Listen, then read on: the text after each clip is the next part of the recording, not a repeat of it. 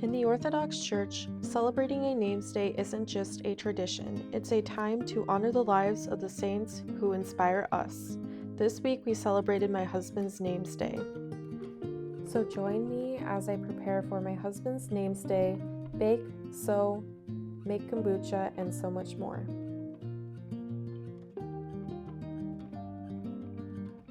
Hey there! So today is November 1st and it is actually my husband's name's day. So for those of you who don't know, a name's day is a feast day of a particular saint that somebody is named after. My husband is named after St. John of Kronstadt. That is the name he chose when he became Orthodox, and so today is his name's day. For it, I think we're gonna try to do something special, maybe read the life of St. John of Kronstadt. Today happens to be a fast day, so my husband cannot have any meat or dairy products, but he can have Oreos, so I might get some Oreos for him to enjoy, and we'll kind of go from there. But I thought I would share that and start this vlog or this week's YouTube video off with that. There isn't really one right way to do a name's day. Many people have different traditions that they do when it is someone's name's day. I remember when I was growing up in the Orthodox Church, we would sing many years to somebody, and we would sometimes give them gifts and maybe have some special food. Of course, we would also read the life of that saint as well. Unfortunately, we ran out of time to read the life of St. John of Kronstadt on his actual feast day, but stick around because I plan on sharing his story with you at the very end of this video. In the Orthodox Church, everyone who is baptized into the church has a patron saint, somebody that they can look up to and be inspired by. Someone that we can pray to ask for intercessions from God. Each saint in the Orthodox Church has a special day that they are commemorated on. In fact, some saints have more than one feast day.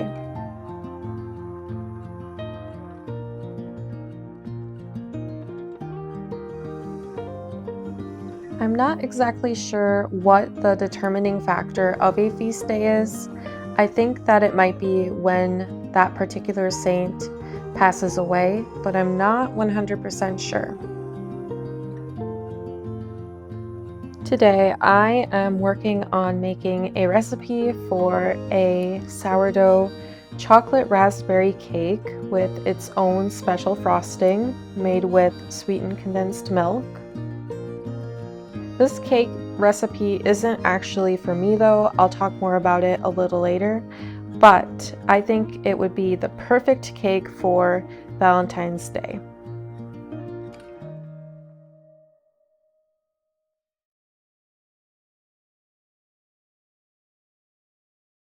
Hi, so today is Wednesday and I just got done dropping off a box of stuff at Goodwill. I would normally take my stuff to a local thrift store, but since the thrift stores around here are very few and in between, there aren't really many around the area that I live in to begin with, and so I just decided to give them to Goodwill because they all have about the same prices and whatnot. Anyway, I woke up today feeling really overwhelmed by a bunch of just stuff everywhere, messes to clean up, and sometimes what makes me feel better is, well, besides cleaning, getting rid of just a bunch of stuff that I feel we don't need or don't use. So that is what I did. I do feel a bit better. Now that we're out and about, I think I'm going to go to my grandma's house. She said that she has a bunch of fabric she wanted me to look at. So yeah, I might go visit my grandma, not sure yet. I have to make some kombucha today, and when I get home I have to straighten up the house some more. So that is what is on the agenda for today.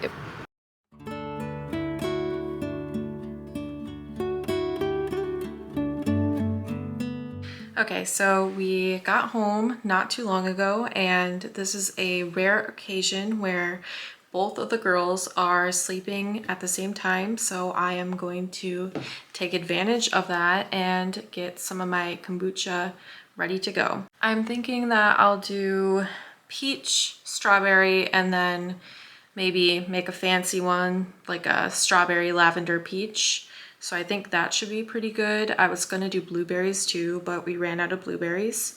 So why don't I do that and give you guys a little bit of a life update, I guess. So this has been a hard week for me. I don't know if any of you follow me on Instagram, but if you do, you'll know I talked about it a little bit there. So basically what happened was somebody who I am close to in a way, she was my midwife for both of the girls.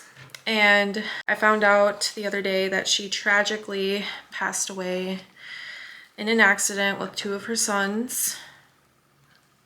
I am sharing this because it's now public information, and I'm gonna not go into much of the details just because I, certainly want to respect the family and everybody involved. She was an incredible lady. She delivered 700 babies, I think I read, so that's pretty amazing. She was wonderful. And so to have had this tragedy happen in this area, to lose somebody like that so abruptly and so suddenly, is just, it's very hard. And I know, a lot of people tragically lose those in their lives, and it happens sometimes, but it just doesn't make it any easier. I know that it was her time to go. God had other plans for her. She touched the lives of many people in this area that I live, and she will be greatly missed, her and her sons. So that is one thing that has happened. And then of course, I hit a deer the other day, which was pretty scary. This was like the day after I found out about my midwife. And so, yeah, it was just, all these things happening. And I was coming home from supper. We went out to eat. And since we live in such a small rural area, there isn't really much to eat around us. So we have to usually drive about 45 minutes to an hour to get to a good restaurant. And so that's what we did. And as we were coming home, we were like 5 minutes away from our house. This deer stepped out in front of the van, and I didn't really have time to stop because it was so sudden, and we smacked right into it. It was scary. And so what happened then was the deer got up and ran away, and I pulled off onto the shoulder of the road and put the hazards on. My husband wasn't in the car with us. He was actually in his work truck following behind us because he met us halfway to go to this restaurant, just because it would be easier instead of him coming all the way home. So he met us halfway, and we drove to the restaurant, and then he got back into his work vehicle and followed us home. Nobody was hurt, thankfully. There were lots of people who stopped to ask if we were okay, which was, just amazing. People around here are super kind and helpful and friendly. And that's one thing that I really like about such a rural area and community, is that everybody will help you out. Or, well, maybe not everybody, but most people are willing to lend a helping hand. And so we had some people stop to ask if we were okay, and thank God we were. And so the police finally showed up, and we did the police report with them. Actually, I went home with the girls. I drove my husband's work car home, and he drove the van home just to make sure it would make it home okay. It did, and so now it needs to be taken to the auto body shop to get repaired, and then there's some other issues that need to be looked at as well. So waiting for the insurance to get back to us about it, and then we'll hopefully have some answers, and they'll tell us where we can go to get the van fixed and everything, so just waiting on them. But luckily we still have our other car, which we were gonna start the process of selling, and that is kind of at a standstill right now because we're using that as our main car again. So thank God we still have a car that we can drive, but it has been kind of a rough week as far as that goes, and a rough year. Of course, there have been many blessings, such as my husband getting his green card. For those of you who don't know or are new, my husband is originally from Brazil, and long story short, he came here to convert to Orthodoxy, and we met at church and everything, and so that's kind of a little bit of our story. I could share it another time if people are interested. It was that good part of 2024, but my stepdad passed away in February unexpectedly from this really weird disease called, oh my goodness, I think it's sarcoidosis is how you say it. Anyway, not many people know about it, and it took 2 or 3 months, I feel like, to get the report back from the autopsy. And so that has been really hard on all of us, especially my mom. And so we have been trying to deal with that, and then the unfortunate passing away of my grandfather as well from cancer. He passed away in September, I think. Basically 3 funerals this year, and you know, that's quite enough for me. Sometimes it does make me a bit anxious. I try to remember that everybody has a time when God wants them to return, and he has that time in place for reasons that we do not understand. But it just can be kind of scary sometimes to think about. And so there's this prayer that I would like to share with all of you. It is such a sweet prayer and really helps to think about, especially when you have a loved one or somebody who was close to you who has recently or even, you know, passed away years ago. It is just so helpful to think about. So this prayer says, "Grant rest, O Lord, to the soul of thy servant in a place of rest, where all sickness, sorrow, and sighing have fled away. Give him or her rest where there is light of thy countenance." And so that is just a short little prayer that I try to remind myself of when I am feeling extra sad.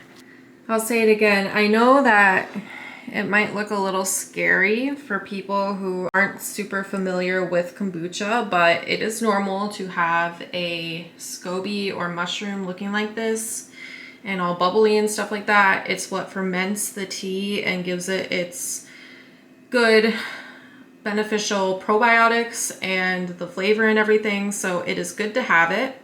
So now I'm going to be scooping some of the tea out of here and adding it to my jars with the fruits and stuff like that to set out on the counter. Had to turn a light on. It was just too dark in here without it. Anyway, so yesterday I made some sourdough chocolate raspberry cake and it was a success. Everybody seemed to like it. I don't think I ever really mentioned it here before, but I make recipes sometimes, so I develop them and take pictures and stuff for another blogger, and then I sell them to her so that she can use them on her website. And so that is what this recipe is for. I like developing the recipes and taking pictures. I do not like typing everything up so much. And so that is why I like YouTube, because I feel like I can be more creative with it, or I guess I can be creative with both. But for me, YouTube just really works well with my lifestyle and, well, I guess just the whole motherhood lifestyle. Here is my strawberry kombucha. I think I'll make this one just a strawberry lavender, and then I'll do a strawberry lavender peach, and let's see, maybe just strawberry and peach without the lavender.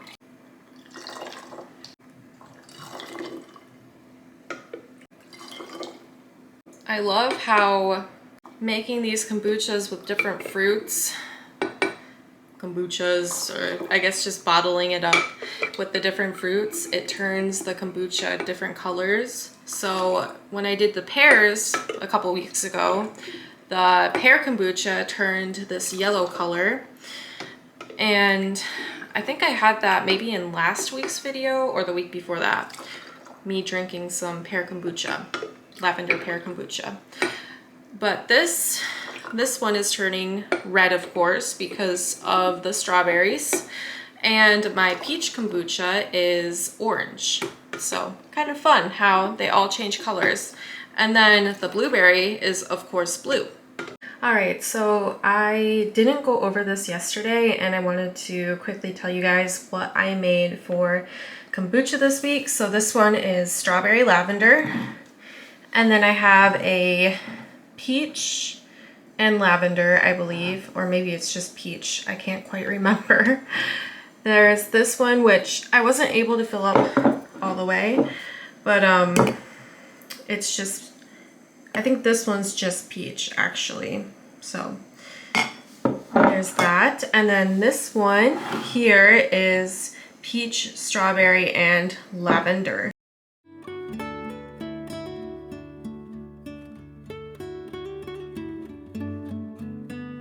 Another little tradition that I like to have, or maybe this is more like a routine, is I like to keep a fresh vase of flowers at my icon corner at all times. I love adding fresh flowers to our icon corner because I feel like they accentuate the beauty of the icons that are already there.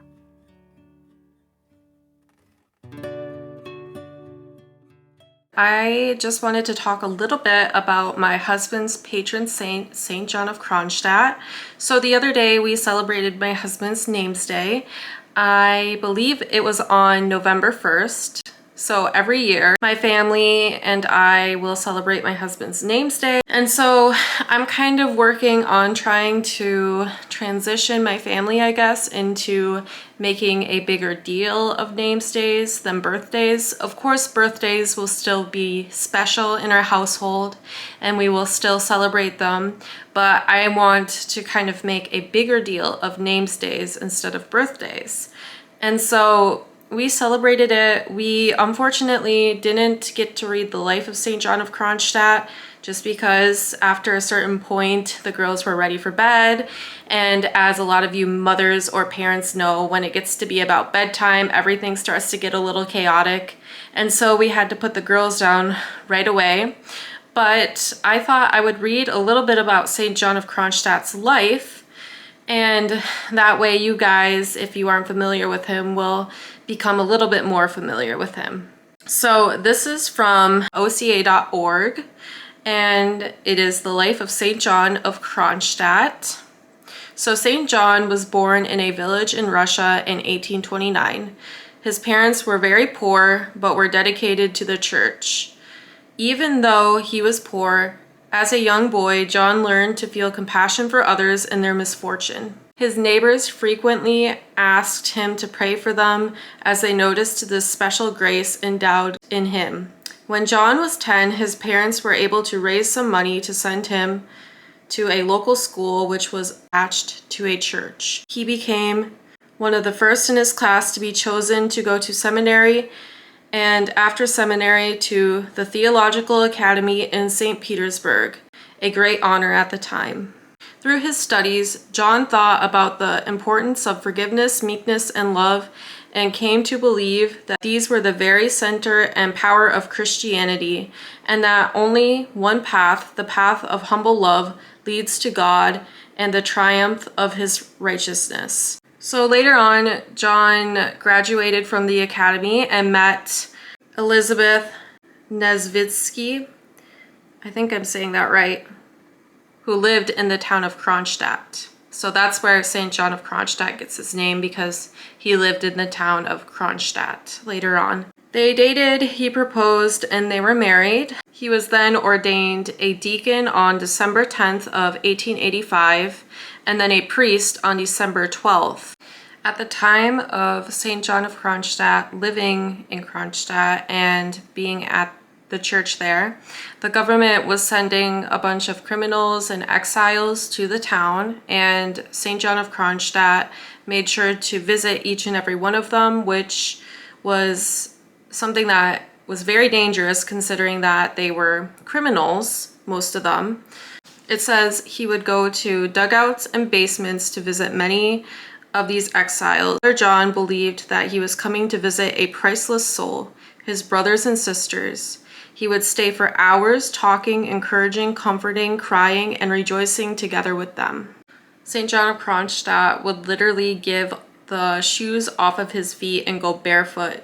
He would give these shoes to the poor.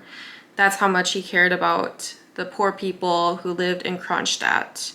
And then in 1857, he began teaching in the local schools of the city. His attention was aimed not so much at forcing students to memorize as to fill their souls with the joy of living according to Christian values, sharing with them the holy thoughts which filled his soul. And lastly, Father John labored endlessly in his work for the Lord, preaching, teaching, and helping all of those in need who he came in contact. Having spent his entire life serving God and his people, Father John fell ill and died on December 20th, 1908. Almost immediately, people from near and far began to make pilgrimages to the monastery where he was buried. Even today, millions of Orthodox Christians in Russia and around the world pray to him to intercede for them, as he had always done from his childhood. I also believe that St. John of Kronstadt was close to the royal family, the Romanovs, the last royal family of Russia. He is a wonderful, miraculous saint, and his life story is just absolutely inspiring and beautiful, I think. Thank you so much for watching this week's video. Please be sure to like and subscribe if you found this helpful or inspiring at all. And until next time, I hope that you have a lovely, peaceful day. Bye.